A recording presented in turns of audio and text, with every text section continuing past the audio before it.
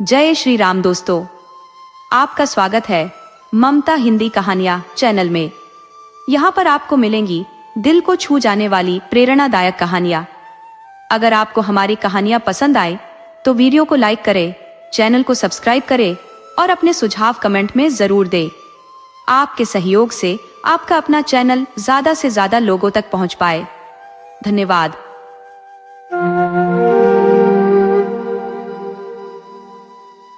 कल मोहल्ले में बड़ा हंगामा हुआ। एक पान वाले ने अपनी पत्नी पर हाथ उठा दिया। बेचारी नीचे बैठकर आंसू बहा रही थी, पर उस निर्दयी को तनिक भी तरस न आया। आखिरकार पत्नी को भी गुस्सा आ ही गया। उसने उठकर कहा, बस अब और मारोगे तो बर्दाश्त नहीं होगा। आज से तेरा और मेरा कोई नाता नहीं। मैं चाहे भीख क्यों न मांग लूं, पर तेरे घर वापस कदम नहीं रखूंगी। ये कहते हुए उसने अपनी पुरानी साड़ी उठाई और घर से बाहर निकल गई। पान वाला बस बुत बना खड़ा उसे ताकता रह गया, लेकिन पत्नी थोड़ी दूर जाकर फिर लौटी। उसने दुकान की गल्ला खोलकर कुछ पैसे निकालने चाहे। शायद उसका दिल अभी भी पति से पूरी तरह टूटा न था, मगर उस बेरहम आदमी ने झट उसका हाथ पकड़ लिया और पैसे छीन लिए। हाय रे निर्दयता, अबला के प्रति ऐसा दुर्व्यवहार। कभी यही पत्नी उसकी जान हुआ करती थी। एक जमाना था जब वह उसकी छोटी छोटी बातों पर लट्टू रहता था, पर आज ऐसा निर्दयी बन गया जैसे कभी उससे वास्ता ही न रहा हो। पत्नी ने बुझे मन से पैसे वहीं छोड़ दिए और बिना कुछ कहे सुने चली गई। कौन जाने कहा, मैं खिड़की के पास बैठी घंटों उसे ताकती रही कि शायद वह फिर लौट आए या शायद पान वाला ही उसे मनाने जाए, लेकिन दोनों में से कुछ भी न हुआ। उस घटना ने पहली बार मुझे स्त्री के जीवन की सच्चाई से रूबरू कराया। यह दुकान दोनों की साझी थी। पति मौज मस्ती करता और पत्नी दिन रात दुकान पर डटी रहती। रात के 10-11 बजे तक उसे काम में जुटा देखती थी। सुबह नींद खुलती तब भी वही दुकान पर बैठी मिलती। झगड़े फसाद में जितनी चालाकी पति दिखाता, उसे कहीं अधिक तेज पत्नी भी थी। फिर भी समाज का नियम, पुरुष सब कुछ, स्त्री कुछ नहीं। पति जब चाहे उसे घर से निकाल सकता है। इस घटना ने मेरा दिल इतना बेचैन कर दिया कि रात भर नींद गायब रही।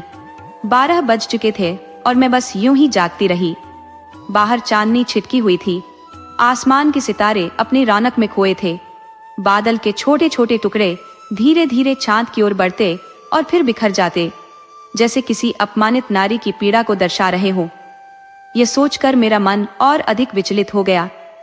मैंने खिड़की बंद कर दी और पलंग पर जा बैठी। मेरे पति गहरी नींद में सोए थे। उनका तेजस्वी चेहरा चाँद के जैसा लग रहा था। वही मुस्कान जो मेरे दिल को सुकून देती थी, वही चौड़ा सीना जिस पर सिर रखकर मैं सुकून महसूस करती थी, वही मजबूत बाहें जिनका आलिंगन मुझे आनंद से भर देता था। आजकल न जाने कितने दिन बीत गए हैं जब उस चेहरे पर मुस्कान की चमकती हुई लकीर नहीं देखी और न ही देखने की बेचैनी महसूस हुई। न जाने कितने समय से मैंने उस चौड़े सीने पर सिर नहीं रखा और न ही वे सुदृढ़ बाहें मेरे गले का हार बनी। क्यों? क्या मैं ही बदल गई हूं या पतिदेव ही कुछ और हो गए हैं? अभी ज्यादा वक्त भी तो नहीं बीता, कुल 5 साल ही तो हुए हैं। हाँ, वही 5 साल जब पतिदेव ने मेरे स्वागत में अपनी दमकती आंखों और प्यासे होठों से मुझे अपनाया था। मैं शर्म से सिर झुकाए खड़ी थी। दिल में अनगिनत ख्वाहिशें उफान मार रही थी कि उनका चेहरा देख लूं, परंतु शर्म के कारण सिर उठा न सकी। आखिरकार एक बार साहस कर आंखें उठाई। भले ही मेरी नजरें आधे रास्ते से ही लौट आईं, पर उस क्षणिक झलक से जो आनंद मिला, क्या उसे कभी भुला सकती हूँ? वह छवि आज भी मेरे दिल के गहरे कोने में बसी हुई है। जब कभी उसका ख्याल आता है, दिल उमंग से भर उठता है। उस पल की याद में आज भी वही रोमांच है, वही सिहरन। लेकिन अब तो मैं दिन रात उनकी छवि देखती रहती हूँ। सुबह हो, दोपहर, शाम या रात, हर घड़ी वो मेरे सामने होते हैं, पर दिल में वह पुरानी सिहरन नहीं होती। अब वह मेरे सामने खड़े होकर बातें भी करते हैं, पर मैं अपना ध्यान क्रोशिये पर लगाए रहती हूँ। पहले जब वह घर से निकलते थे, मैं दरवाजे पर खड़ी हो जाती थी। वह पलटकर मुस्कुराते तो लगता जैसे सारी दुनिया मेरी मुट्ठी में आ गई हो। दोपहर में छत पर चढ़कर उनकी राह तकती थी। दूर से उन्हें आता देख खुशी से पागल सी हो नीचे दौड़ती और दरवाजे पर जाकर उनका स्वागत करती। पर अब न जाने क्या हो गया है। मुझे यह भी पता नहीं चलता कि वह कब जाते हैं और कब लौटते हैं। बस जब दरवाजे की बंद होने की आवाज आती है तो समझ जाती हूँ कि वह बाहर गए हैं, और जब दरवाजा खुलता है तब मालूम होता है कि वह आ गए हैं। समझ नहीं आता कि यह बदलाव मुझ में आया है या उनमें। पहले वह घर में कम वक्त बिताते थे। जब उनकी आवाज कानों में पड़ती थी तो लगता जैसे बिजली सी दौड़ गई हो। उनकी हर छोटी छोटी हरकत, हर छोटा सा काम मेरी आंखों में बस जाता था। जब वह छोटे लाला को गोद में उठाकर प्यार करते, टामी के सिर पर हाथ फेरकर उसे सुला देते या बूढ़ी नौकरानी को छेड़कर भाग जाते, तब मेरी नजरें उन्हीं पर टिकी रहती थी। यहाँ तक कि जब वह बाल्टियों में पानी भरकर पौधों को सींचते तब भी मैं उन्हें देखती रहती थी। पर अब वह दिन भर घर में रहते हैं, मेरे सामने हंसते बोलते हैं, फिर भी मेरी तरफ से कोई प्रतिक्रिया नहीं होती।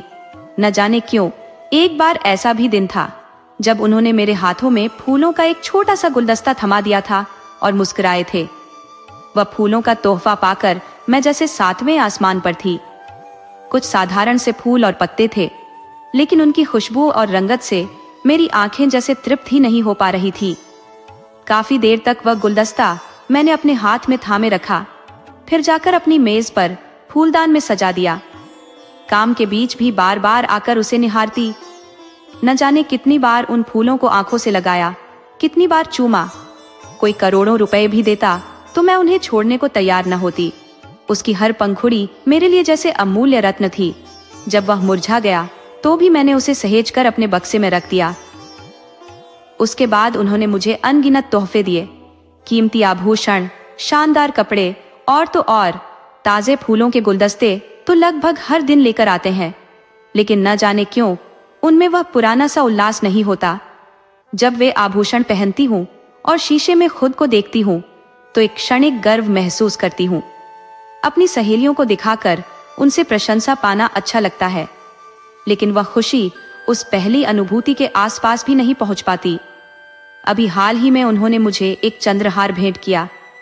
जो भी इसे देखता मंत्रमुग्ध हो जाता। उसकी चमक दमक और डिजाइन सचमुच बेमिसाल है। लेकिन उसी पल मुझे अपने बक्से में रखे उस पुराने गुलदस्ते की याद आ गई। मैंने संदूक खोला और उसे बाहर निकाला। जैसे ही मैंने उसे छुआ, पूरे शरीर में एक अनजानी सिहरन दौड़ गई। मेरी नस नस थरथरा उठी। वह सूखी हुई पंखुड़ियां जो अब हल्के पीले रंग में बदल चुकी थी, मानो अपनी कहानी सुना रही थी। उनके मुरझाए रूप में भी वही पुरानी मिठास थी। उनके बीच छुपे शब्द जैसे दिल की गहराइयों में उतर रहे थे। इसके मुकाबले वह चंद्रहार केवल सोने और पत्थरों का संग्रह था। उसमें न कोई जीवन था, न कोई भावना। मैंने उस सूखे गुलदस्ते को चूमा, गले से लगाया और आंसुओं से भिगो दिया। फिर से उसे अपने संदूक में रख दिया। वह स्मृति चिन्ह मेरे लिए उन तमाम कीमती चीजों से ज्यादा अहम था। फिर मुझे उनके एक पुराने पत्र की याद आई जो उन्होंने कॉलेज से भेजा था। वह पत्र पढ़ते ही मेरे मन में ऐसा उफान उठा था जैसे भावनाओं का सैलाब उमड़ पड़ा हो। वह शब्द मेरे दिल में गहरे उतर गए थे। मैंने उस पत्र को अपने सुहाग की पिटारी में रखा था। आज उसे फिर से पढ़ने की तीव्र इच्छा हुई। जब मैंने वह पत्र निकाला और छुआ तो मेरे हाथ कांपने लगे। दिल जोर जोर से धड़कने लगा। ऐसा लगा जैसे उस पत्र के शब्द आज भी अपनी गर्मी और मिठास से मुझे सजीव कर रहे हो। मैं कितनी देर तक उस पत्र को हाथ में लिए खड़ी रही, ये कह पाना कठिन है। ऐसा महसूस हुआ जैसे मैं वही पुरानी कामिनी बन गई हूँ जो उस पत्र को पाने के समय थी। क्या उस पत्र में प्रेम के कोमल और काव्यात्मक उद्गार थे? क्या उसमें प्रेम की दार्शनिक गहराई थी या वियोग की करुण कथा? नहीं, उसमें तो प्रेम का एक शब्द भी नहीं था। उसने लिखा था, कामिनी, तुमने 8 दिनों से कोई पत्र नहीं लिखा। क्यों नहीं लिखा? अगर तुम मुझे पत्र न लिखोगी तो मैं होली की छुट्टियों में घर नहीं आऊंगा, ये समझ लो। आखिर तुम सारा दिन क्या करती हो? मेरी उपन्यासों की अलमारी खोलकर बैठ जाती हो क्या? तुमने मेरी अलमारी क्यों छेड़ी? तुम सोचती होगी कि मैं पत्र न मिलने पर खूब परेशान होऊंगा। यहाँ तो किसी को कोई परवाह नहीं है। 9 बजे रात को सोता हूँ और 8 बजे उठता हूँ। बस यही चिंता है कि कहीं फेल ना हो जाऊं। अगर फेल हुआ तो देख लेना। ये पत्र भोलेपन से भरा हुआ था। मानो उसने अपना सारा हृदय मुझ पर उंडेल दिया हो। उसमें एक निष्कपट और मासूम सा आग्रह था, और थोड़ा सा अधिकार भी। ऐसी धमकी अब क्या वे मुझे दे सकते हैं? कभी नहीं। अब वह धमकी केवल वही दे सकता है जिसे बिछड़ने की पीड़ा का गहरा अनुभव हो।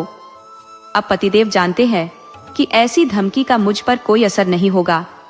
मैं इसे सुनकर बस हंसूंगी और चैन से सो जाऊंगी, क्योंकि मुझे विश्वास है कि वे जरूर आएंगे, और अगर वे ना आए तो उनके पास और कोई ठिकाना भी तो नहीं। तब से उन्होंने मेरे पास अनगिनत पत्र लिखे हैं। जब भी 2-4 दिनों के लिए बाहर जाते हैं तो पत्र जरूर भेजते हैं, और जब लंबे समय के लिए जाते हैं तो रोज का एक पत्र आ जाता है। इन पत्रों में प्रेम के चुने हुए शब्द, भाव और संबोधन भरे होते हैं। मैं उन्हें पढ़ती हूँ, एक गहरी सांस लेती हूँ और रख देती हूँ। हाय, वह पुराना दिल कहाँ खो गया। इन पत्रों के कृत्रिम और सजावटी शब्दों में वह सरलता और मासूमियत नहीं मिलती। उनमें वह उन्माद, वह रूठने मनाने की मिठास, वह झुंझलाहट तक नहीं। मेरा मन उनमें कुछ तलाश करता है, कोई अनजानी, अलिखित मगर आत्मीय चीज, लेकिन वह नहीं मिलती।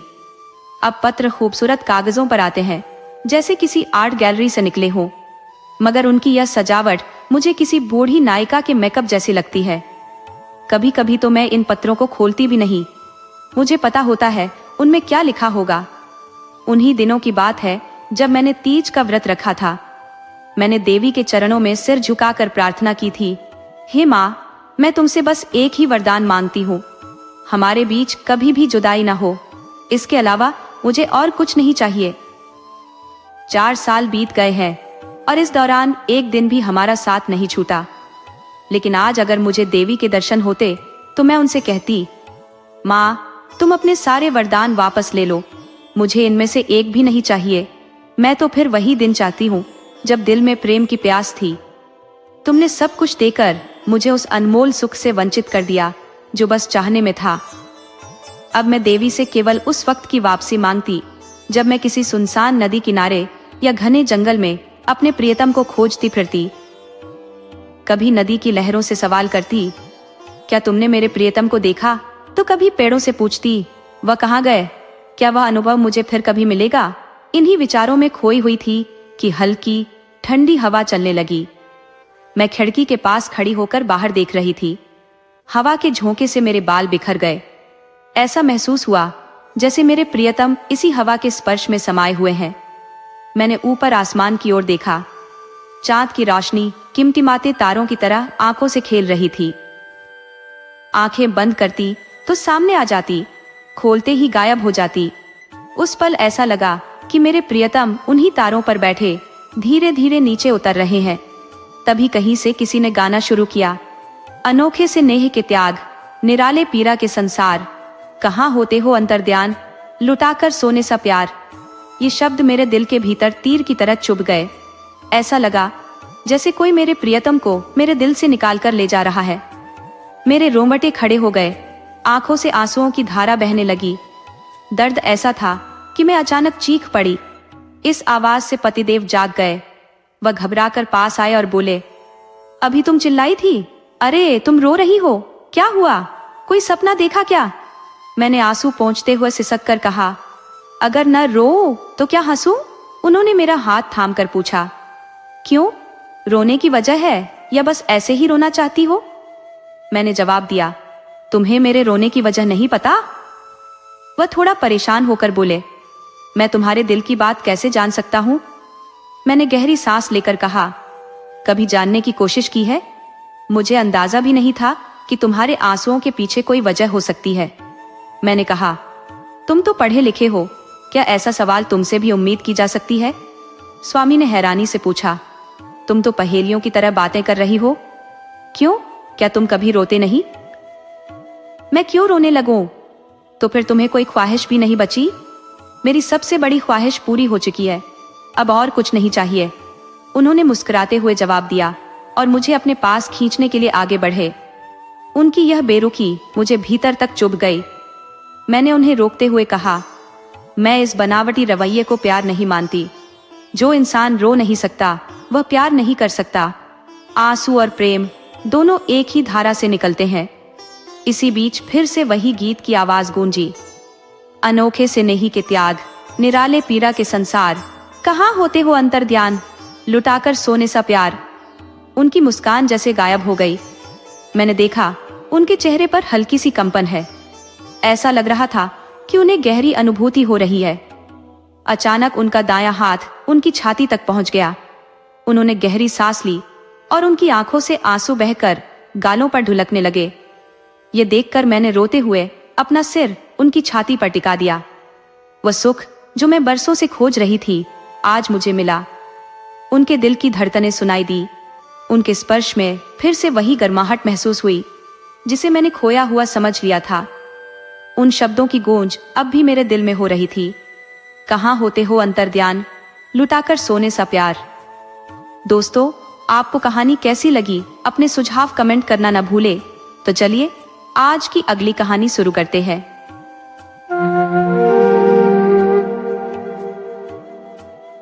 हिज एक्सीलेंसी वाइसराय का बनारस आगमन तय था। शहर में सरकारी मुलाजिम छोटे से लेकर बड़े तक तैयारियों में जुटे हुए थे। दूसरी तरफ कांग्रेस ने शहर भर में हड़ताल का ऐलान कर दिया था। इससे कर्मचारियों में अफरा तफरी का माहौल था। एक ओर सड़कों को दुल्हन की तरह सजाया जा रहा था, झंडियां लगाई जा रही थी, सफाई हो रही थी और पंडाल का निर्माण जारी था। वहीं दूसरी ओर फौज और पुलिस के जवान संगीने चढ़ाए गलियों और चौराहों पर गश्त कर रहे थे। सरकारी अमला हर मुमकिन कोशिश कर रहा था कि हड़ताल को किसी भी कीमत पर टाला जाए, मगर कांग्रेसियों का इरादा पक्का था कि हड़ताल हर हाल में होगी। उनका विश्वास था कि जब सरकारी मशीनरी अपनी ताकत दिखाएगी तब नैतिक बल का इम्तिहान होगा। देखना यह था कि आखिर मैदान किसके नाम रहेगा। मैजिस्ट्रेट सुबह से शाम तक घोड़े पर सवार होकर बाजार का दौरा कर रहे थे, दुकानदारों को धमकाते फिरते, तुम्हें जेल भिजवा दूंगा, तुम्हारा सामान लुटवा दूंगा। दुकानदार हाथ जोड़कर गिड़गिड़ाते, हुजूर हम तो बेबस है, कांग्रेस वाले हमें नहीं छोड़ेंगे, वे हमारी दुकानों पर धरना देंगे, भूख हड़ताल करेंगे, खुद को चोट पहुंचाएंगे। अगर कुछ ऊंच नीच हो गई तो हमारी इज्जत मिट्टी में मिल जाएगी। हुजूर आप ही उन्हें समझाएं। राय हरनंदन, राजा लालचंद और खाम बहादुर मौलवी महमूद अली तो सरकारी अफसरों से भी ज्यादा परेशान थे। ये लोग दुकानदारों को अपने घर बुलाकर समझाने की कोशिश कर रहे थे। कभी अनुनय विनय करते तो कभी धमकियां देते। मजदूरों को काम पर बनाए रखने के लिए खुशामद भी की जा रही थी, लेकिन कांग्रेसियों का ऐसा खौफ फैला हुआ था कि कोई उनकी बात सुनने को तैयार नहीं था। यहाँ तक कि पड़ोस की सब्जी वाली ने भी साफ कह दिया, हुजूर चाहे कुछ भी कर लो, दुकान नहीं खुलेगी, इज्जत का सवाल है। सबसे बड़ी चिंता ये थी कि कहीं पंडाल बनाने वाले मजदूर भी काम छोड़कर न भाग जाएं। राय साहब ने सुझाव दिया, दूसरे शहरों से दुकानदार बुलवाकर एक अलग बाजार खोल दिया जाए। लेकिन ये योजना भी मुश्किल लग रही थी क्योंकि जनता का रुख साफ था, इस बार हड़ताल जरूर होगी। हाँ साहब ने कहा, वक्त इतना सीमित रह गया है कि दूसरा कोई बाजार बनाना मुमकिन नहीं। हुजूर कांग्रेसियों को गिरफ्तार कर लीजिए या उनकी संपत्ति जब्त कर लीजिए, फिर देखिए कैसे काबू में नहीं आते। राजा साहब बोले, पकड़ धकड़ करने से लोग और भड़केंगे। कांग्रेस से कहें कि हड़ताल खत्म कर दे तो सबको सरकारी नौकरियां दे दी जाएंगी। उनमें से ज्यादातर बेरोजगार हैं। ये लालच पाकर वे खुद ही मान जाएंगे। लेकिन मजिस्ट्रेट को यह उपाय नहीं जमा। इस बीच वाइसराय के आगमन में केवल 3 दिन बाकी थे। आखिरकार राजा साहब के दिमाग में एक युक्ति आई, क्यों ना हम भी नैतिक बल का इस्तेमाल करें। कांग्रेस वाले धर्म और नीति के नाम पर ही तो अपना झंडा बुलंद करते हैं। हम भी उनकी ही शैली अपनाएं, शेर को उसकी मांद में हराएं। कोई ऐसा व्यक्ति खड़ा किया जाए जो प्रण करे कि अगर दुकानें न खुली तो वह प्राण त्याग देगा। ये व्यक्ति ब्राह्मण होना चाहिए और ऐसा होना चाहिए जिसे शहर के लोग मान सम्मान देते हों। इस सुझाव पर बाकी सहयोगियों ने सहमति जताई। राय साहब बोले, बस अब जीत हमारी हुई। अच्छा, ऐसा कौन सा पंडित हो सकता है? पंडित गदाधर शर्मा। राजा बोले, नहीं, उसे कौन मानता है, बस अखबारों में लिखता है, लेकिन शहर के लोग उसे नहीं जानते। राय साहब ने सुझाव दिया, दमड़ी ओझा। राजा बोले, नहीं, कॉलेज के छात्रों के अलावा उसे और कोई नहीं पहचानता। राय साहब ने एक और नाम लिया, पंडित मोटेराम शास्त्री। राजा ने उत्साहित होकर कहा, बस बस, आपने सही सोचा। बेशक वही इस काम के लिए उपयुक्त है, उन्हें ही बुलाना चाहिए। वे विद्वान है, धर्म कर्म में निपुण है और चतुर भी। अगर वह हमारे साथ आ गए तो हमारी जीत पक्की है। तुरंत ही राय साहब ने पंडित मोटेराम शास्त्री के घर संदेश भिजवाया। उस वक्त शास्त्री जी पूजा में तल्लीन थे। संदेश मिलते ही उन्होंने पूजा जल्दी समाप्त की और चल पड़े। राजा साहब का बुलावा आया है, ये सुनकर वे बेहद प्रसन्न हुए। धर्मपत्नी से बोले, आज तो चंद्रमा कुछ विशेष बलवान लग रहे हैं, कपड़े लाओ, देखता हूँ क्यों बुलाया है। पत्नी ने कहा, पहले भोजन कर लीजिए, न जाने कब लौटने का अवसर मिले। लेकिन शास्त्री जी ने संदेशवाहक को इंतजार कराना उचित नहीं समझा। सर्दियों के दिन थे। उन्होंने हरी बनात की अचकन पहनी, जिस पर लाल शंजाफ का काम था। गले में जरी का दुपट्टा डाला, सिर पर बनारसी साफा बांधा। लाल किनारे वाली रेशमी धोती पहनकर खड़ाऊं पहनते हुए वे रवाना हुए। उनके मुखमंडल से तेज झलक रहा था। दूर से ही यह प्रतीत हो रहा था कि कोई महान विभूति आ रही है। रास्ते में जो भी व्यक्ति मिलता वह सिर झुकाकर अभिवादन करता। कई दुकानदार तो खड़े होकर पैलगी करने लगे। आखिर काशी का मान सम्मान आज इन्हीं के दम पर है। इनके जैसे और कौन बचे हैं। स्वभाव कितना सरल और विनम्र है। बालकों के साथ मुस्कुराते हुए बातचीत करना उनकी आदत है। इसी शान और ठाट बाट के साथ पंडित जी राजा साहब के महल पर पहुंचे। तीनों मित्रों ने खड़े होकर उनका आदर किया। खां बहादुर बोले, कहिए पंडित जी, मिजाज तो ठीक है? वल्लाह, आप तो ऐसे हैं कि किसी नुमाइश में रखने लायक लगते हैं। आपका वजन तो कम से कम 10 मन से कम नहीं होगा। राय साहब मुस्कुराए और बोले, 1 मन इल्म के लिए 10 मन अक्ल चाहिए, और उसी हिसाब से 1 मन अक्ल के लिए 10 मन का शरीर होना जरूरी है, नहीं तो इतना बोझ कौन उठाएगा। राजा साहब ने मजाक में जोड़ा, आप लोग बात की गहराई नहीं समझ सकते। बुद्धि एक किस्म का नजला है, जब यह दिमाग में समा नहीं पाती तो शरीर में फैल जाती है। हाँ साहब बोले, मैंने तो बुजुर्गों से सुना है कि मोटे लोग अक्ल के दुश्मन होते हैं। राय साहब ने तपाक से कहा, आपका गणित कमजोर है, वरना यह बात समझ में आ जाती कि अक्ल और शरीर में 1 और 10 का अनुपात होता है। जितना मोटा इंसान उतनी ही भारी उसकी अक्ल।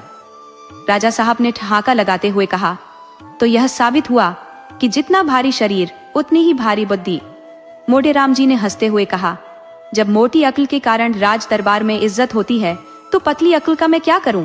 हंसी मजाक का दौर समाप्त होने पर राजा साहब ने समस्या पर बात की और वह उपाय भी बताया जो उनके मन में था। वे बोले, बस ये मान लीजिए कि इस साल आपका भविष्य आपके अपने हाथ में है। शायद ही किसी को अपने भाग्य का इतना महत्वपूर्ण अवसर मिला होगा। अगर हड़ताल रुक गई तो आपको जीवन भर किसी के दरवाजे जाने की जरूरत नहीं पड़ेगी। अब कोई ऐसा व्रत ठानिए जिससे पूरा शहर कांप उठे। कांग्रेसियों ने धर्म की आड़ लेकर काफी ताकत बटोर ली है। हमें ऐसी कोई तरकीब निकालनी होगी जिससे जनता के धार्मिक भावनाओं को झटका लगे। मोटेराम जी ने गंभीर स्वर में कहा, यह तो कोई मुश्किल काम नहीं है। मैं तो ऐसे ऐसे अनुष्ठान कर सकता हूँ कि आकाश से जल बरसने लगे। महामारी का प्रकोप शांत कर सकता हूँ, अन्न के दाम घटा और बढ़ा सकता हूँ। कांग्रेसियों को हराना कोई बड़ी बात नहीं है। अंग्रेजी पढ़े लिखे लोग सोचते हैं कि उनके सिवा कोई कुछ नहीं कर सकता, जबकि गुप्त विद्याओं का उन्हें रत्ती भर ज्ञान नहीं। खां साहब बोले, तब तो हुजूर यह कहना चाहिए कि आप तो किसी खुदाई ताकत से कम नहीं है। हमें तो यह इल्म ही नहीं था कि आप में ऐसी कुदरत है, वरना इतने दिन तक क्यों परेशान होते रहते। मोटेराम बोले, साहब मैं छुपे हुए धन का पता लगा सकता हूँ, पितरों को भी बुला सकता हूँ, बस एक गुण ग्राहक चाहिए। इस दुनिया में गुणी लोगों की कमी नहीं है, मगर गुण समझने वाले कम ही मिलते हैं। गुण ना हिरानो गुण गाहक हिरानो है। राजा ने पूछा, तो भला इस अनुष्ठान के लिए आपको क्या भेंट चढ़ानी होगी? मोटेराम ने बड़े संयम से कहा, जो कुछ आपकी श्रद्धा कहे। राजा ने फिर सवाल किया, कुछ और बतला सकते हैं कि ये अनुष्ठान किस प्रकार का होगा? मोटेराम बोले, ये एक अनशन व्रत होगा जिसमें मंत्र जप किया जाएगा।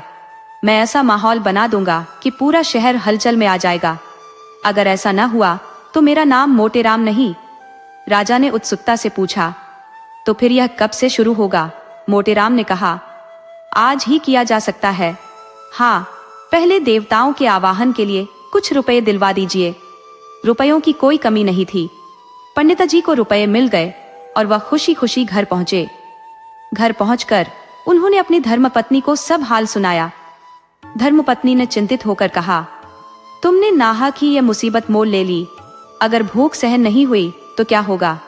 सारी बिरादरी में तुम्हारी हंसी उड़ाई जाएगी। रुपए वापस कर दो। मोटेराम ने हंसते हुए आश्वासन दिया, भूख क्यों सहन नहीं होगी? मैं ऐसा बेवकूफ थोड़े ही हूं कि यूं ही जा बैठूं। पहले मेरे खाने पीने का इंतजाम करो। अमृतिया, लड्डू, रसगुल्ले मंगाओ। पेट भर खा लूंगा। फिर आधा सेर मलाई खाऊंगा। उसके ऊपर आध सेर बादाम की परत बिछाऊंगा।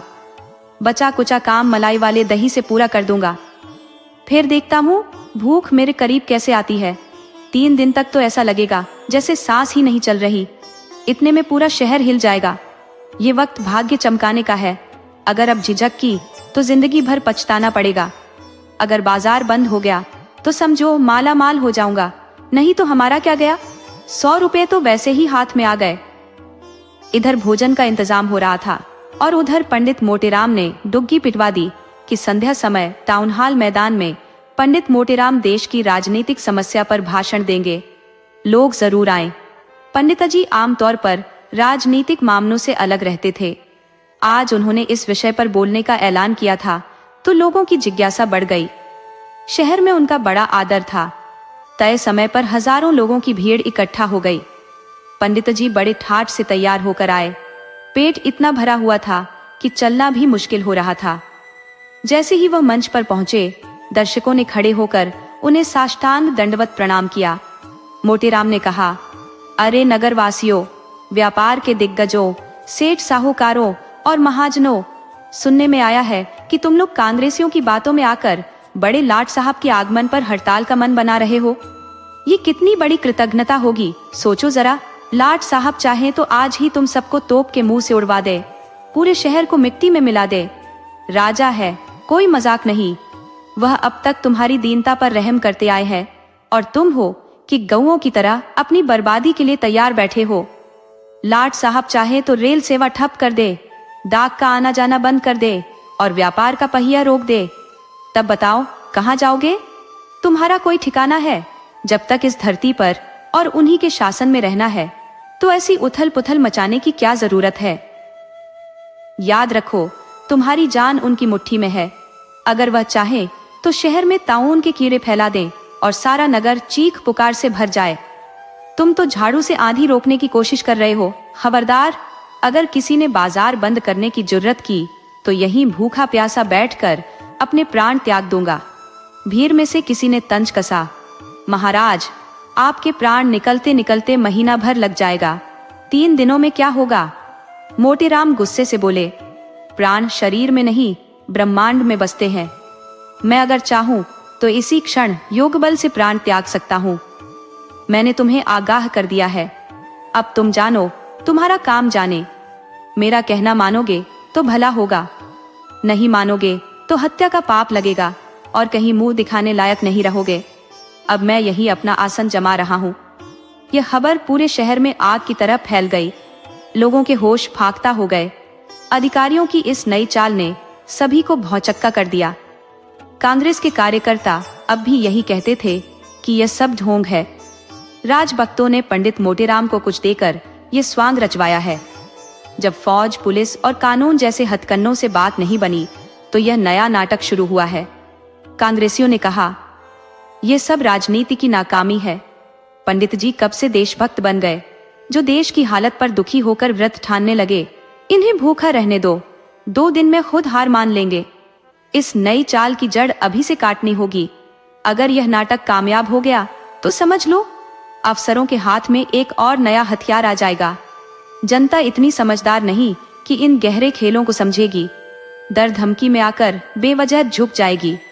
लेकिन नगर के बनिए महाजन, जो स्वभाव से धर्म के नाम पर जल्दी घबरा जाते हैं, ऐसे सकते में आ गए कि कांग्रेसियों की दलीलें उन पर कोई असर ही नहीं कर पाई। वे बोले, साहब, आपकी बात मानकर हमने सरकार से पंगा लिया, घाटा सहा, धंधा छोड़ा, कितनों के कारोबार बर्बाद हो गए। पहले जब अफसरों के पास जाते थे तो आइए आइए सेठ जी कहकर इज्जत करते थे। अब हाल ये है कि रेलगाड़ियों में धक्के खा रहे हैं, कोई पूछने वाला नहीं। आमदनी चाहे जो भी हो, बहियों की मोटाई देखकर टैक्स बढ़ा दिया जाता है। ये सब हमने झेला और आगे भी झेलेंगे, लेकिन धर्म के मामले में आपकी अगुवाई हम नहीं मान सकते। जब एक विद्वान, कुलीन और धर्मनिष्ठ ब्राह्मण हमारे लिए अन्न जल त्याग कर तपस्या कर रहा है, तो हम कैसे चैन से भोजन करके सो सकते हैं? अगर वह मर गया तो भगवान के सामने क्या जवाब देंगे? नतीजा यह रहा कि कांग्रेसियों की एक न चली।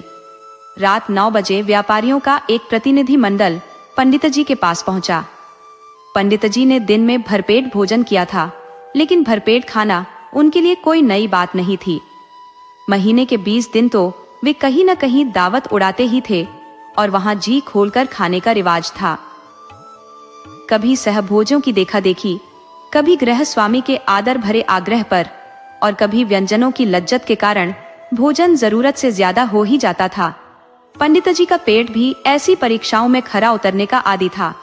इस वक्त भोजन का समय होते होते उनकी नीयत डगमगाने लगी।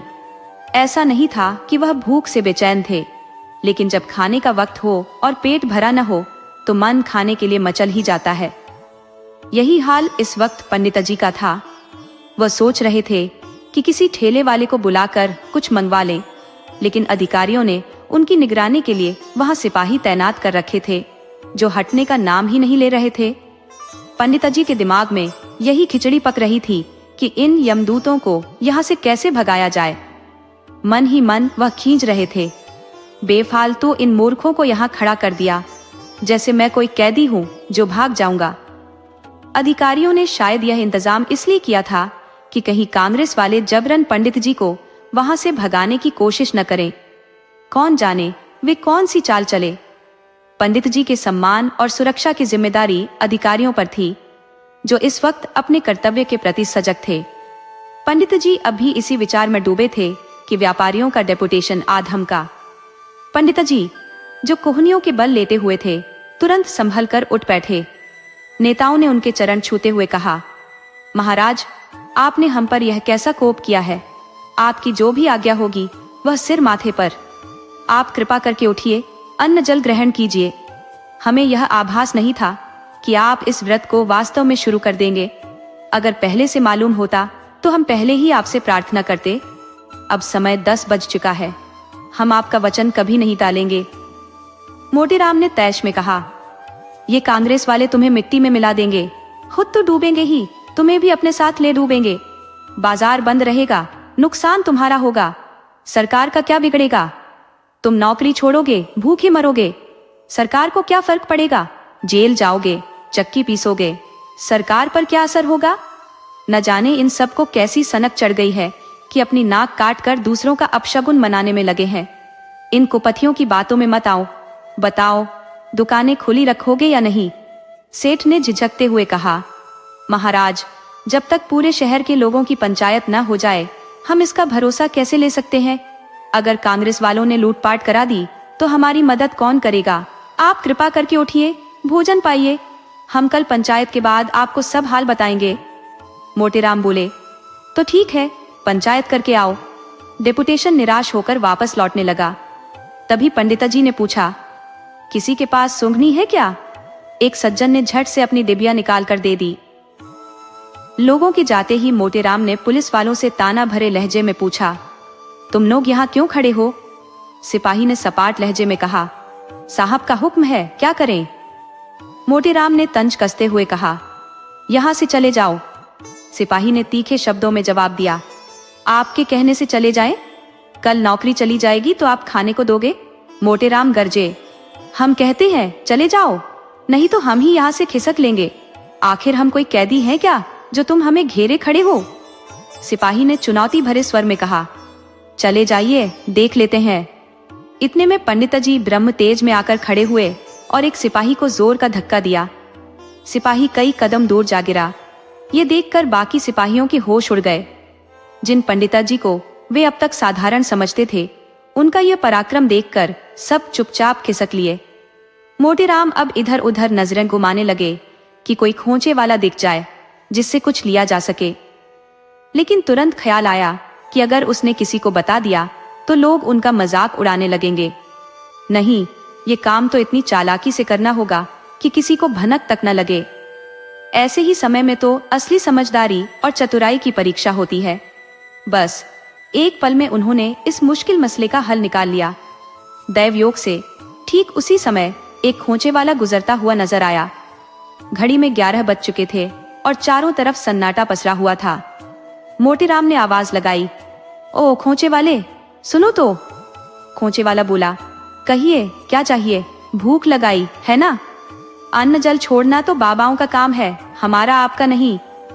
मोटेराम ने त्योरियां चढ़ाते हुए कहा, अबे क्या बकवास करता है, हम किसी साधु से कम है क्या? चाहे तो महीनों भूखे प्यासे पड़े रह सकते हैं। तुझे सिर्फ इसलिए बुलाया है कि अपनी कुप्पी जरा इधर दे। जमीन पर कुछ अजीब सा दिखा, डर लग रहा है कि कहीं सांप ना हो। खोंचे वाले ने कुप्पी उतार कर दे दी। मोटेराम उसे लेकर जमीन पर यहाँ वहां देखने लगे। इसी बीच कुप्पी उनके हाथ से गिर पड़ी और बुझ गई। सारा तेल बहकर खत्म हो गया। मोटेराम ने गुस्से में उसे एक और ठोकर मारी ताकि बचा कुचा तेल भी निकल जाए। खोंचे वाला परेशान होकर बोला, कुप्पी हिलाते हुए, महाराज, इसमें तो अब एक बूंद भी तेल नहीं बचा। अब तक 4 पैसे का सौदा बेच लेता, लेकिन आपने ये बखेड़ा कर दिया। मोटेराम ने डिठाई से कहा, भाई हाथ ही तो है, गलती से गिर गया, अब क्या हाथ काट डालूं? ये लो पैसे, जाकर तेल भरवा लाओ। खोंचे वाला बड़बड़ाता हुआ बोला, ठीक है, लेकिन तेल भरवाकर मैं यहाँ लौटने वाला नहीं हूँ। मोटेराम ने तुरंत जवाब दिया, खोंचा यहीं छोड़ दो, दौड़कर थोड़ा तेल ले आओ। अगर मुझे कोई सांप काट लेगा तो तुम्हारे सिर हत्या का इल्जाम आएगा। देखो, वहां कुछ जरूर रेंग रहा था, गायब हो गया, लेकिन यहाँ है। जल्दी करो पट्टे, मैं खोंचा देखता रहूंगा। अगर डरते हो तो अपने पैसे साथ ले जाओ। खोंचे वाला धर्म संकट में फंस गया।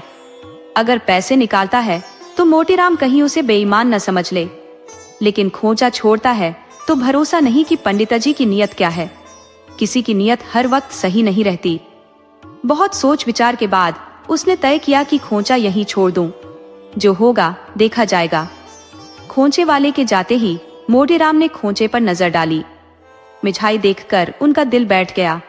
वह मिठाई बहुत कम बची थी। 5-6 तरह की चीजें थी, लेकिन हर चीज में 2-4 टुकड़ों से ज्यादा नहीं थे। भंडा खुलने का डर सताए जा रहा था। पंडिताजी ने सोचा, इतने से क्या होगा, भूख और भड़क जाएगी। जैसे शेर के मुंह खून लग जाए वैसे ही बात होगी। यह तो गुनाह भी होगा और बेमजा भी। वे अपनी जगह पर जा बैठे, पर थोड़ी देर बाद प्यास ने फिर से बेचैन कर दिया। मन में सोचा, कुछ तो राहत मिलनी चाहिए। आहार चाहे कितना भी सूक्ष्म हो, आहार ही है। उठे, मिठाई निकाली, लेकिन जैसे ही पहला लड्डू मुंह में डाला, खोंचे वाले को कुप्पी लिए पास आता देखा। पंडिताजी समझ गए कि मिठाई खत्म करनी होगी इससे पहले कि वह यहाँ पहुंचे। एक साथ 2 चीजें मुंह में डाली। अभी चबाकर निगल भी नहीं पाए थे कि वह निशाचर 10 कदम और पास आ गया। जल्दी में 4 और चीजें मुंह में ठूंस ली और आधी चबाई हुई निगल गए। अब भी 6 टुकड़े बचे थे और खोंचे वाला फाटक तक आ चुका था। आखिरकार सारी मिठाई एक साथ मुंह में ठूंस ली। अब न चबाना संभव था, न उगलना। उस शैतान ने मोटरकार की तरह कुप्पी चमकाते हुए प्रवेश किया। जब वह बिल्कुल सामने आ गया तो पंडिताजी ने जोर लगाकर मिठाई निगल ली, पर वे भी इंसान थे, कोई मगरमच्छ तो नहीं। आंखों में पानी भर आया, गला अटक गया और पूरे शरीर में झुरझुरी दौड़ गई। वे जोर जोर से खांसने लगे। खोंचे वाले ने कुप्पी आगे बढ़ाते हुए व्यंग्य में कहा, लीजिए, देख लीजिए, आप उपवास पर है और प्राणों का इतना खटका है। आपको क्या फिक्र, प्राण भी निकल जाए तो सरकार आपके परिवार का ध्यान रखेगी। पंडिताजी को ऐसा गुस्सा आया कि इस पाजी को जमकर खरी खोटी सुनाए, लेकिन गले से आवाज ही नहीं निकली। उन्होंने चुपचाप कुप्पी ली, झूठ मूठ इधर उधर देखा और लौटा दी। खोंचे वाले ने फिर चुभते हुए कहा, आपको क्या पड़ी है जो सरकार की तरफदारी कर रहे हैं? कल दिन भर पंचायत होगी, रात तक कुछ तय होगा। तब तक तो आपकी आंखों के आगे तारे नाचने लगेंगे। ये कहकर खोंचे वाला चला गया और पंडित जी थोड़ी देर खांसने के बाद किसी तरह सो गए। दूसरे दिन सुबह से ही व्यापारियों में खलबली मच गई। उधर कांग्रेस वालों में भी हड़कंप मचा। अमन सभा के अधिकारियों ने भी सतर्क होकर कान खड़े किए। यह तो भोले भाले व्यापारियों को डराने का अच्छा हथकंडा साबित हो रहा था। पंडित समाज ने अलग सभा बुलाई और फैसला किया कि पंडित मोटेराम को राजनीतिक मामलों में पड़ने का कोई हक नहीं। हमारा राजनीति से क्या सरोकार, गरज यह कि पूरा दिन इसी विवाद में निकल गया। किसी ने पंडित जी की सुध तक नहीं ली। यहाँ तक कि लोग खुल्लम खुल्ला कहने लगे कि पंडित जी ने सरकार से 1000 रुपए लेकर यह तमाशा किया है। बेचारे पंडित जी ने रात भर करवटें बदलते हुए किसी तरह समय काटा। जब सुबह उठे तो शरीर बेजान सा लग रहा था। उठते ही आंखों के सामने अंधेरा छा जाता और सिर में चक्कर आ जाता। पेट ऐसा लग रहा था जैसे कोई अंदर बैठा उसे टटोल रहा हो। उनकी नजरें सड़क की ओर थी, इस उम्मीद में कि शायद कोई मनाने आ जाए। संध्योपासना का समय भी इसी प्रतीक्षा में निकल गया। आमतौर पर पूजन के बाद वह नाश्ता करते थे, लेकिन आज तो पानी की एक बूंद तक उनके मुंह में नहीं गई। मन ही मन यही सोचते रहे कि वह शुभ घड़ी कब आएगी। फिर उनकी खींच पंडिताइन पर उतर आई। सोचने लगे, वह तो रात भर भरपेट खाकर आराम से सोई होंगी, अब तक नाश्ता भी कर लिया होगा। लेकिन उधर झांकने की भी फुर्सत नहीं कि यह मर रहा है या जी रहा है। क्या बहाना बनाकर थोड़ा सा मोहन भोग नहीं ला सकती थी? पर किसे फिक्र है, रुपये तो पहले ही अपने पास रख लिए, अब जो कुछ मिलेगा वह भी हड़प लेंगी। मुझे उल्लू बना दिया। दिन भर इंतजार करते करते पंडित जी की आंखें पत्थर आ गई, लेकिन कोई उन्हें मनाने नहीं आया। दरअसल लोगों के मन में यह धारणा बैठ गई थी कि पंडित जी ने कोई स्वार्थ साधने के लिए यह नाटक रचा है। यही बात उनके मनाने में सबसे बड़ी बाधा बन गई थी। रात के 9 बज चुके थे। सेठ भोंदूमल, जो व्यापारी समुदाय के नेता थे, ने निर्णायक स्वर में कहा, मान लिया कि पंडित जी ने स्वार्थवश यह सब किया है, लेकिन इससे यह सच नहीं बदलता कि अन्न जल के बिना जो पीड़ा होती है उसे सहना आसान नहीं है। यह हमारे धर्म के विपरीत है कि एक ब्राह्मण हमारे कारण भूखा प्यासा तड़पता रहे और हम चैन की नींद सोए। अगर उन्होंने धर्म के खिलाफ कुछ किया है तो उसका दंड उन्हें मिलेगा, लेकिन इसका मतलब यह नहीं कि हम अपने कर्तव्य से मुंह मोड़ लें। कांग्रेस के मंत्री जी ने धीमी आवाज में कहा, मैं तो पहले ही अपनी बात कह चुका हूं, अब आप लोग जो निर्णय लें मुझे मंजूर है। चलिए, मैं भी आपके साथ चलने को तैयार हूं, लेकिन मेरी एक विनती है, पहले मुझे अकेले वहां जाने दीजिए। मैं उनसे 10 मिनट अकेले में बात करना चाहता हूं। आप लोग बाहर फाटक पर खड़े रहिए, जब मैं लौट आऊं तब आप अंदर जाइए। इस बात पर सब सहमत हो गए।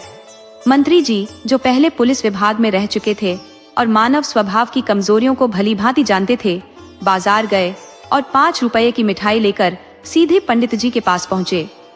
मिठाई में ज्यादा से ज्यादा सुगंध भरने का प्रयास किया गया। चांदी के वरक जड़े गए और एक दोने में मिठाई सजाकर रूठे हुए पंडित जी की सेवा में भेज दिया गया।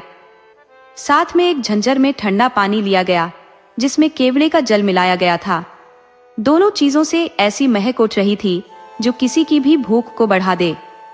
ये बात तो सब जानते हैं कि सुगंध की ताकत इतनी असरदार होती है कि यह भूख न होने पर भी भूख जगा देती है। लेकिन इस वक्त पंडित जी भूख के ऐसे भंवर में थे जहां से बाहर निकलने की कोई उम्मीद बाकी नहीं थी। वह जमीन पर अचेत पड़े थे। रात से लेकर अब तक उनके पेट में कुछ भी नहीं गया था। कुछ छोटी मोटी मिठाइयों का तो नाम भी लेना व्यर्थ था।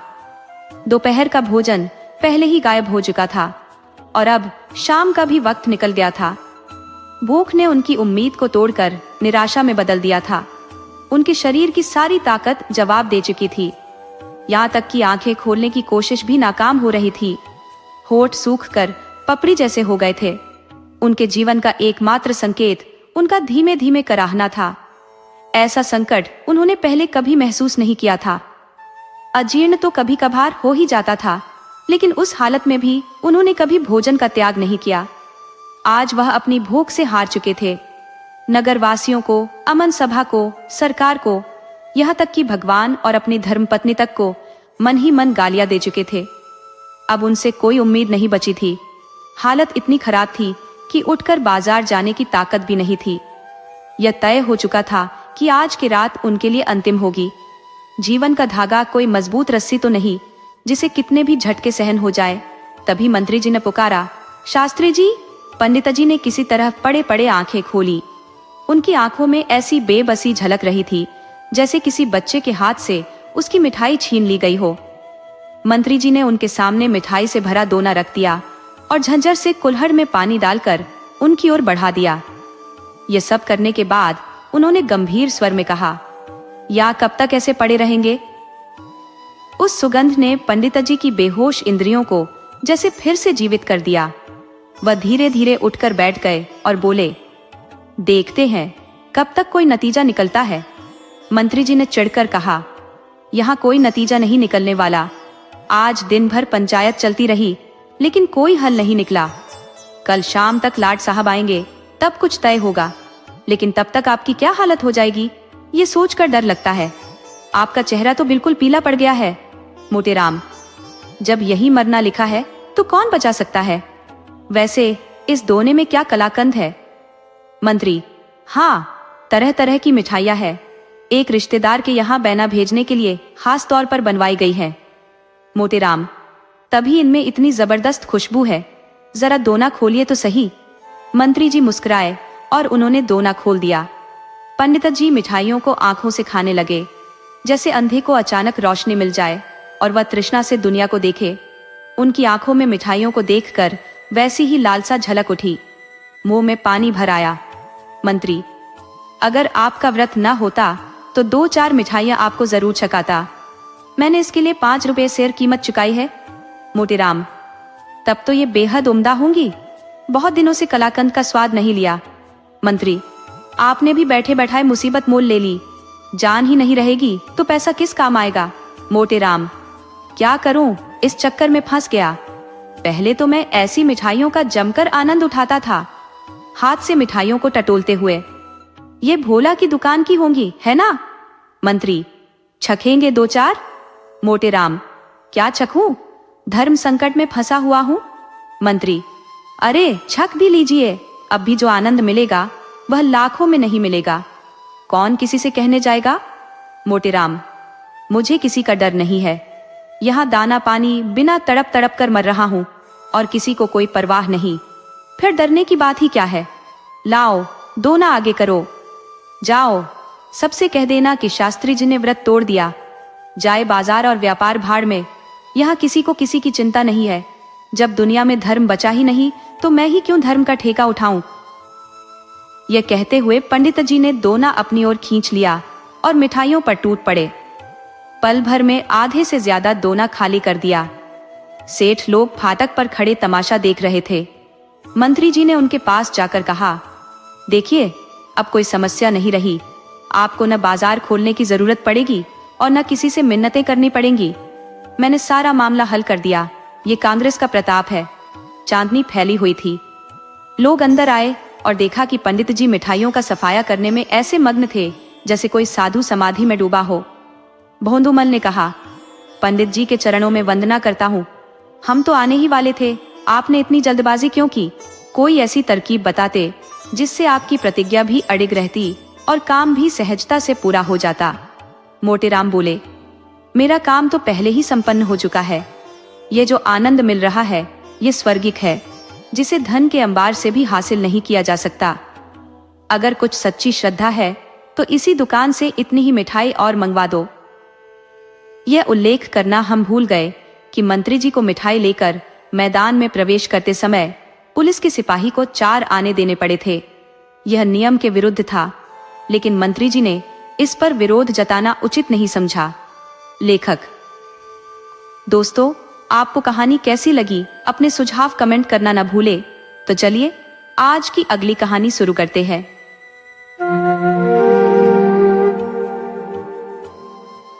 दिल्ली की गलियां खून से लाल हो चुकी थी। नादिर शाह की फौज ने पूरे शहर में कहर बरपा रखा था। जो भी उनकी नजरों के सामने आया उसे तलवार की धार ने मौत के घाट उतार दिया। नादिर शाह का भयंकर गुस्सा थमने का नाम ही नहीं ले रहा था। खून की नदियां भी उसके क्रोध को ठंडा नहीं कर पा रही थी। दरबार ए आम में नादिर शाह अपने तख्त पर बैठा था। उसकी आंखों से जैसे आग की लपटें निकल रही थी। दिल्ली के बाशिंदों की ये हिमाकत कि उसके सिपाहियों का अपमान करें, ये गुस्ताखी उसकी बर्दाश्त से बाहर थी। जिन कायर दुश्मनों ने उसकी फौज की एक ललकार पर मैदान छोड़ दिया था, वही दिल्ली के लोग उसकी सेना के सामने डटे हुए थे। शहरवासियों की चीख पुकार से खुद फौजी दहल जाते, लेकिन नादिर शाह का दिल पत्थर से भी ज्यादा सख्त था। यहाँ तक कि उसका सेनापति भी उससे कुछ कहने की जुर्रत नहीं कर सकता था।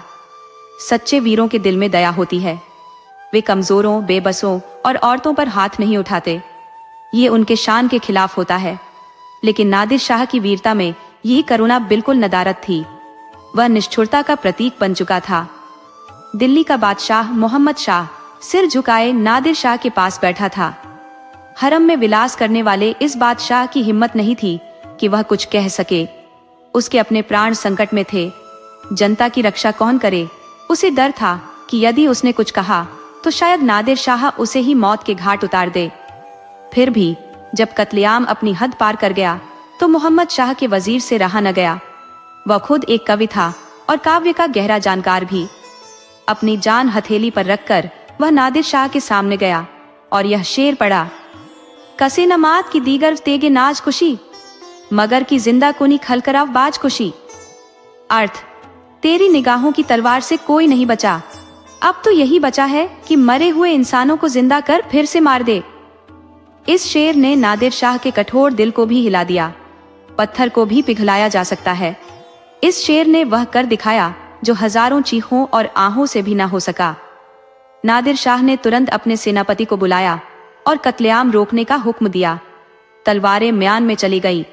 हत्यारे सिपाही जड़ होकर वहीं खड़े रह गए। शाम हो चुकी थी। नादिर शाह शाही बाग में टहल रहा था। उसके होठों पर बार बार वही शेर आ रहा था और वह हर बार उसे दोहराकर झूम उठता। कस्से नमांत की दीगर तेगे नास कुशी, मगर की जिंदा कुनी खलकराव बाज कुशी। दिल्ली का खजाना लगातार लुटा जा रहा था। शाही महलों पर कड़ा पहरा बिठा दिया गया था। अंदर और बाहर किसी भी व्यक्ति का आना जाना पूर्णतः निषिद्ध था। बेगमों ने भी अपने महलों की हदों से बाहर बाग बगीचों की सैर करने की हिम्मत खो दी थी। केवल खजाना ही नहीं, बल्कि सोने चांदी के बर्तनों, अमूल्य चित्रों और शाही सजावट की अन्य वस्तुओं पर भी हाथ साफ हो रहा था। नादिर शाह तख्त पर विराजमान था। उसकी आंखें हीरों और जवाहरात के चमचमाते ढेरों पर टिक गई थी। परंतु वह विशेष वस्तु जिसके लिए उसका मन वर्षों से व्याकुल था, उसकी दृष्टि में नहीं आ रही थी। उसने मुगल ए आजम नामक अद्वितीय हीरे की प्रशंसा और उसकी रहस्यमयी शक्तियों के किस्से सुन रखे थे। कहा जाता था, यह रत्न जिसे सुशोभित करता है उसे दीर्घायु और रोग मुक्त जीवन प्रदान करता है। इसने पुत्रदायिनी शक्ति होने की भी मान्यता थी। दिल्ली पर आक्रमण के अन्य अनेक कारणों के साथ साथ इस रत्न को पाने की लालसा भी प्रमुख थी। सोने चांदी की विशाल संपत्ति और बहुमूल्य रत्नों की जगमगाहट उसकी आंखों को भले ही चकाचौंध कर रही हो, लेकिन उसके भीतर कोई उल्लास नहीं था। उसकी तमन्ना तो बस मुगल ए आजम हीरे को प्राप्त करने की थी, जो अब तक अप्राप्य बना हुआ था। क्रोध में उन्मत्त नादिर शाह शाही मंत्रियों पर ब्रिकुटियां तानता और अपने अफसरों पर चीखता चिल्लाता, परंतु अपनी सच्ची अभिलाषा को उजागर नहीं करता। किसी को भी समझ नहीं आ रहा था कि वह इतना विचलित क्यों हो रहा है। यह तो अपार खुशी का अवसर होना चाहिए था। अद्वितीय संपत्ति उसके समक्ष पड़ी थी, जिसकी गिनती कर पाना भी नामुमकिन था। संसार का कोई भी सम्राट इस संपदा के छोटे से हिस्से को पाकर स्वयं को सौभाग्यशाली समझता। फिर यह व्यक्ति जिसने अपनी पूरी जिंदगी भेड़ों को चराते हुए बिताई थी, क्यों इतना उदासीन है? अंततः रात ढलते ढलते खजाने की अलमारियां खाली हो चुकी थी, लेकिन वह बहुमूल्य रत्न अब भी अप्राप्य था। नादिर शाह का क्रोध अपनी चरम सीमा पर पहुंच गया। उसने बादशाह के मंत्री को, उसी मंत्री को जिसने अपनी सूझबूझ और काव्य प्रेम से जनता के प्राण बचाए थे, एकांत में बुलाया। उसकी आंखों में अंगारे धधक रहे थे। तुमने मेरा क्रोध पहले देख लिया है? नादिर शाह गरजा। यदि दोबारा उस आग को देखना नहीं चाहते तो मुझसे सच्चाई छिपाने का दुस्साहस मत करना। अगर इस बार मेरी इच्छा पूरी न हुई तो यह शहर राख का ढेर बन जाएगा। मंत्री ने विनम्रता से कहा। जहां पनाह, गुलामों से कोई भूल नहीं हुई। खजाने की सारी चाबियां आपकी सेना के हवाले कर दी गई है। नादिर शाह भड़क उठा। तुमने मेरे साथ विश्वासघात किया है। मंत्री ने गहरी आवाज में उत्तर दिया। आपके हाथ में तलवार है और हम निर्बल हैं। जो चाहे वह कहे, लेकिन मुझ पर आरोप लगाना अनुचित है। मैं इसे स्वीकार नहीं कर सकता। नादिर बोला, क्या तुम्हें सबूत की जरूरत है? वजीर ने शांत लेकिन दृढ़ स्वर में कहा। जी हाँ, क्योंकि बेवफाई की सजा मौत है और कोई भी बिना वजह अपनी मौत पर रजामंदी नहीं देगा। नादिर की आंखों में गुस्से की चिंगारी उभर आई। मेरे पास सबूत है, उसने कहा।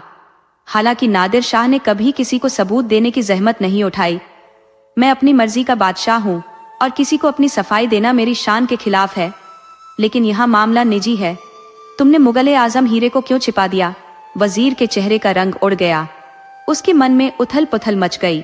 उसने सोचा, ये हीरा बादशाह को उनकी जान से भी ज्यादा प्रिय है। वे इसे एक पल के लिए भी खुद से जुदा नहीं करते। मैं उन्हें कैसे बताऊं? उनकी क्या हालत होगी? उनका राज्य गया, खजाना गया, इज्जत खत्म हो गई। बादशाहत की पहचान के तौर पर उनके पास यही एक आखिरी चीज बची है। क्या पता गुस्से में आकर वे इसे तोड़ दे या कहीं फेंक दे।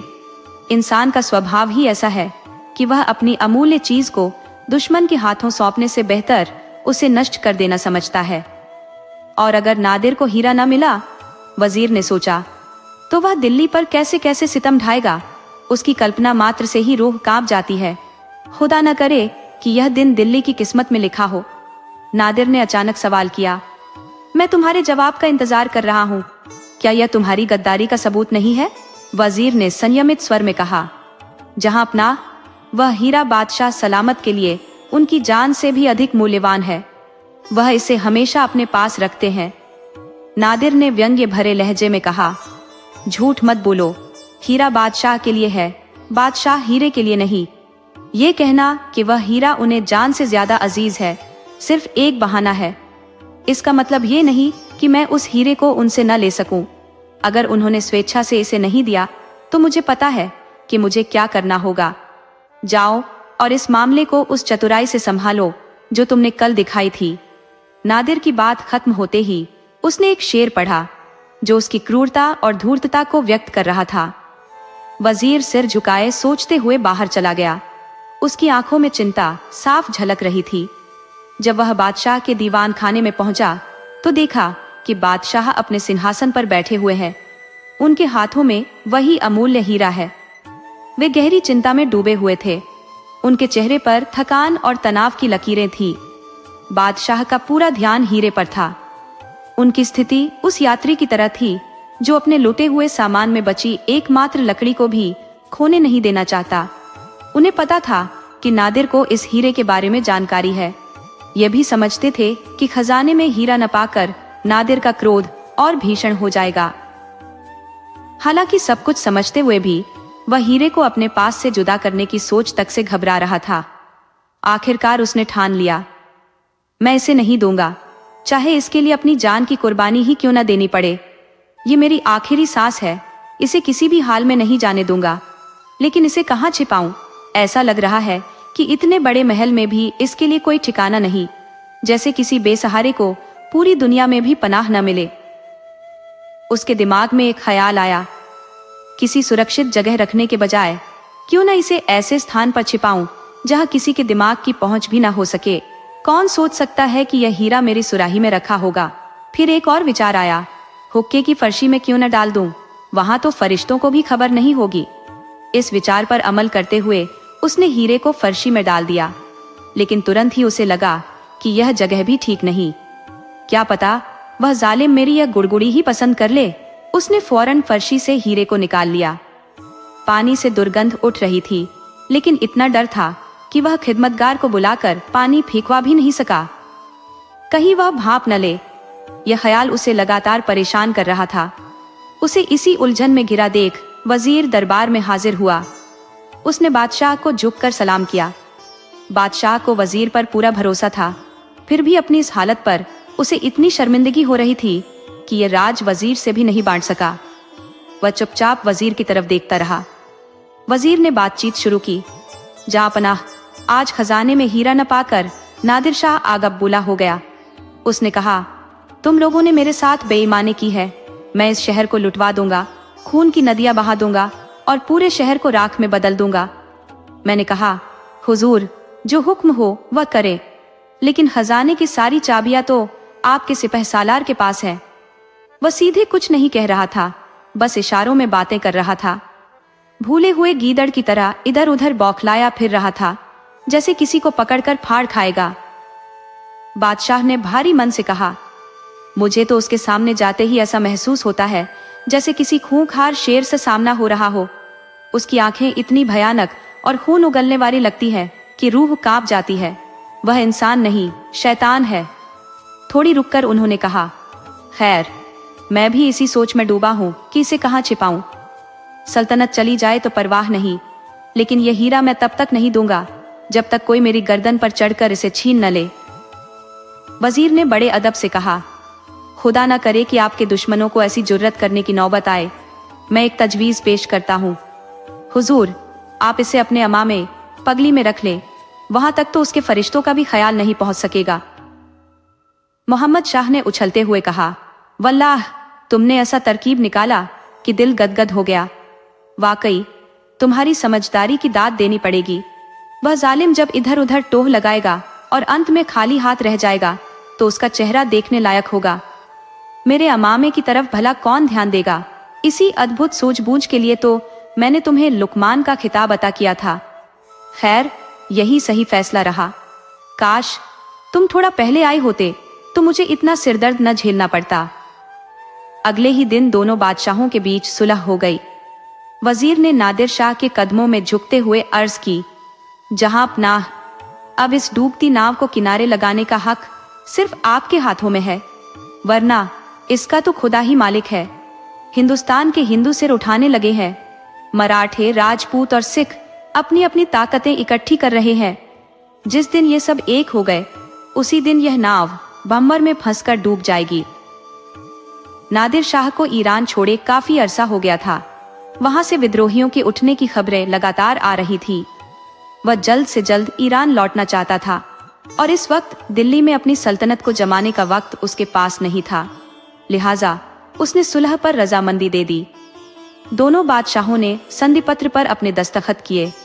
उस दिन दोनों बादशाहों ने एक साथ नमाज अदा की, एक ही दस्तरख्वान पर खाना खाया, एक ही हुक्का गुड़गुड़ाया और गले मिलकर अपने अपने स्थान की ओर लौट गए। मोहम्मद शाह बेहद खुश था। उसे सल्तनत बचने की उतनी खुशी नहीं थी जितनी हीरे को सुरक्षित बचा लेने की। दूसरी तरफ नादिर शाह हीरा न पाने के बावजूद मायूस नहीं था। वह सबसे मुस्कुराकर बात कर रहा था, मानो उसका स्वभाव ही सौम्यता और शालीनता का प्रतिरूप हो। सुबह होते ही दिल्ली में शहनाइयां गूंजने लगी।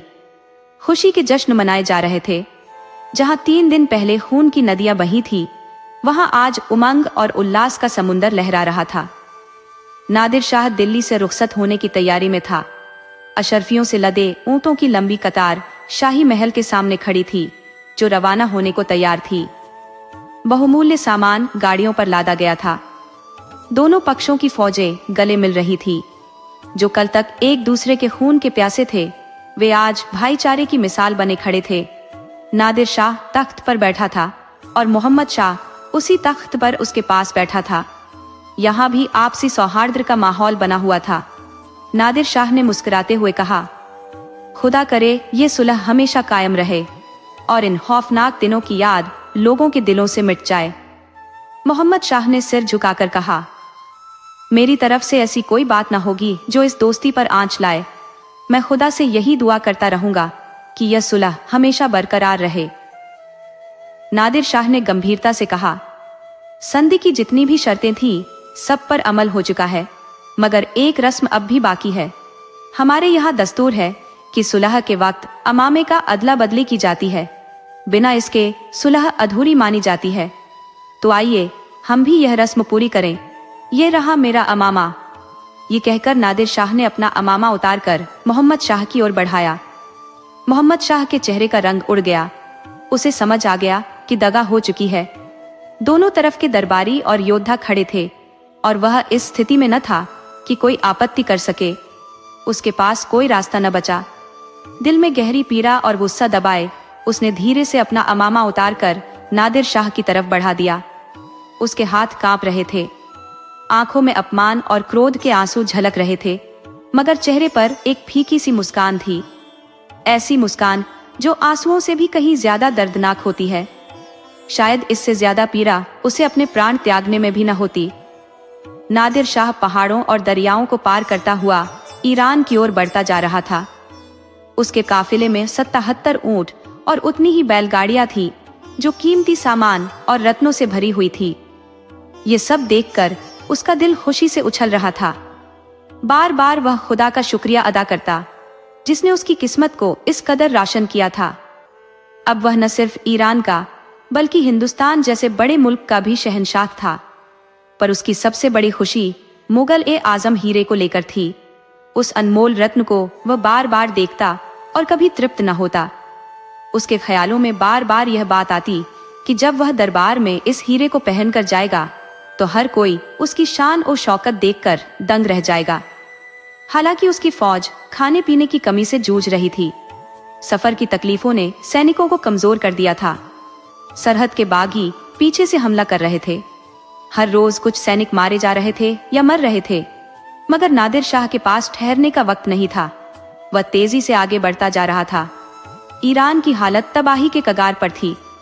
शाहजादा खुद बगावत को शांत करने के लिए निकला था, मगर हालात बद से बदतर होते जा रहे थे। शाही सेना कई लड़ाइयों में हार चुकी थी। हर पल डर रहता कि कहीं शाहजादा खुद दुश्मनों के शिकंजे में न फंस जाए। लेकिन नादिर शाह का प्रताप ही कुछ अलग था। जैसे ही बागियों को खबर मिली कि नादिर शाह ईरान लौट आया है, उनके हौसले पस्त हो गए। उसके नाम का डर ऐसा था कि उसका आह्वान सुनते ही दुश्मनों के हाथ पांव फूल गए। जैसे ही नादिर शाह ने तेहरान में कदम रखा, वैसे ही विद्रोही दल शाहजादे के सामने झुक गए और सुलह की गुहार लगाने लगे। वे शरणागत हो गए। ये समाचार सुनकर नादिर शाह के मन में विश्वास गहराया कि यह सब मुगल आजम हीरे की जादुई ताकत का असर है। उसी की कृपा से शत्रुओं ने हथियार डाल दिए। हार के कगार पर खड़ा खेल जीत में बदल गया। शाहजादा विजयी होकर वापस लौटा तो प्रजा ने उसका भव्य स्वागत किया। पूरे तेहरान में उत्सव का माहौल था।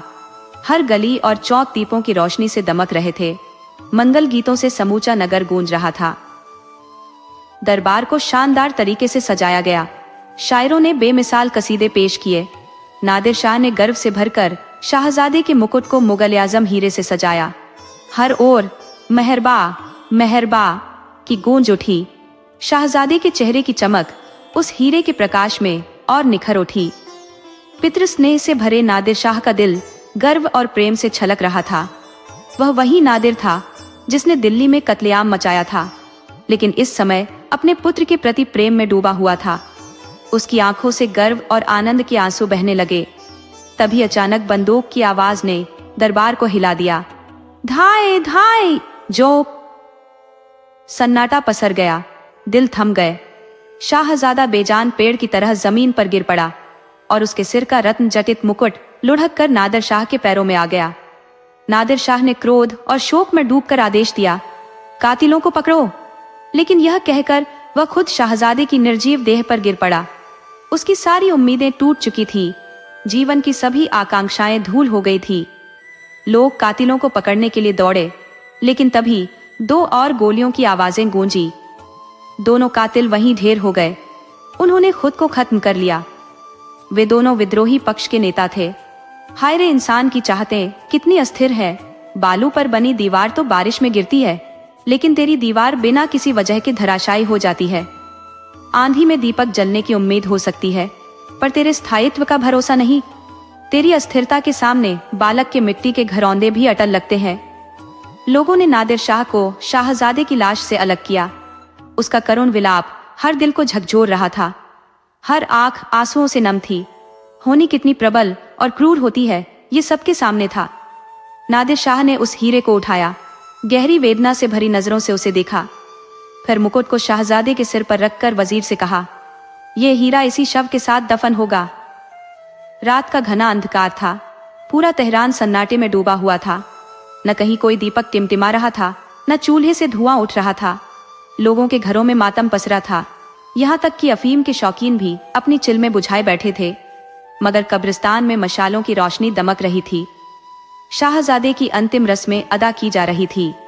फातिहा के समाप्त होते ही नादिर शाह ने अपने ही हाथों से वह मुकुट उठाया और लाश के साथ कब्र में रख दिया। राजमिस्त्री और संगतराश वहां मौजूद थे। उसी पल कब्र पर ईंट पत्थर और चूने का मजार तैयार होने लगा। नादिर शाह के मन में गहरा पश्चाताप समा गया था। उसने ठान लिया कि वह इस जगह से एक पल भी दूर नहीं जाएगा। पूरे 1 महीने तक वह वहीं रहा, वहीं सोता, वहीं से अपने राज्य के कामकाज संभालता। उसके दिल में यह बात गहराई से बैठ गई थी कि उसके दुर्भाग्य का जड़ यही हीरा है। ये हीरा ही उसकी बर्बादी और अचानक हुए इस आघात का कारण है।